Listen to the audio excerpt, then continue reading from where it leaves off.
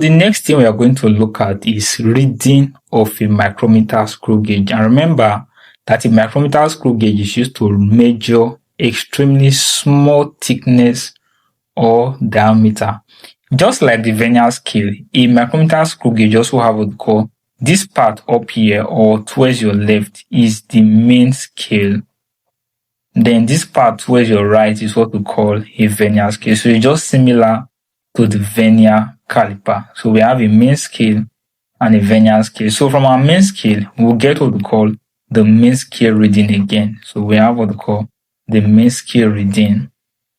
Then for a vernier scale, we are going to have what we call the vernier scale reading. So the final answer will be a combination of both the main scale and then the final scale reading.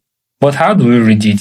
It's just similar to the vernier caliper. Again, you find the last graduation or the last reading before the vernier scale. So these are main scale. Now, how do you read? It's somewhat different from the vernier caliper. So what you have up is 16. Then what you have down is half or 0.5. So if this is 16, this point here will be 16.5. Then you come up 17, then you come down 17.5.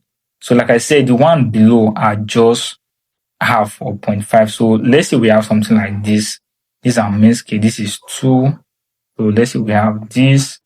So just know how to read the main scale. So if this is 2, the one below will be 2.5.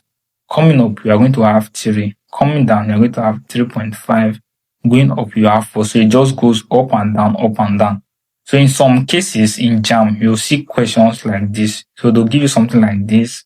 So don't be confused about it. It just follows the same procedure. So you could be given something like this. They'll tell that this is 1. The same process applies. This full line is 1. Then this will be what? 1.5. Then this full line will be 2. Then this half will be 2.5. And then this will be 3. So it's just a similar concept. So in this case, this guy here is our last reading. So our last reading is 17.5. Now your unit is millimeter. In your exam, you may be given, may not be given. But just know that for micrometer screw, it is usually millimeter. So this will be 17.5 mm. So that's for the main scale reading. Then for the vernier scale reading, again, this way your degree of accuracy becomes very, very important.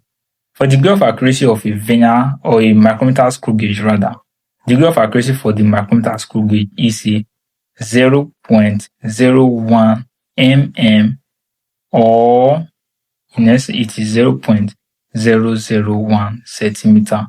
But mind you, in this case, we are working with millimeters, so I'm going to take this. So we are going to take this. So now for this one, the next thing is to get your vernier scale reading. Again, it's just simply the point of coincidence. So you see this line I'm pointing this arrow to. You're going to trace this line. You're going to trace this line to the number it meets on your vernier scale. So now when you trace it down, this number meets 25. But now we're not going to read that 25. Remember, we are using this degree of accuracy, which is 0.01. So if you keep counting from 0.01, 0.02, you get to 0.10, 0.20, then this will be 0.25. So if you see, it has 2 decimal places here, 0.1. So I'm going to place it in 2 decimal form to 0.25. So this is going to be 0.25 mm. So in this case, to get our final reading, we are going to add. So it's going to be an addition process. So you are going to add to get your final reading. So final reading will be, when you add up, this is going to give you a 17.75 mm. So this is the final answer to this question. So the final reading is 17.75 mm. Now, just to add something, in your exam, you could be told to leave your answer in cm. So just know that 10 centimeter is equal to 1 millimeter. So when you are converting from cm, so I'll just add it somewhere within this note. So when you are converting from, so take note of this for the purpose of exam. So from cm, from centimeter to millimeter, what you simply do is that you are going to divide. So for number 1, you divide by 10. Divide by 10.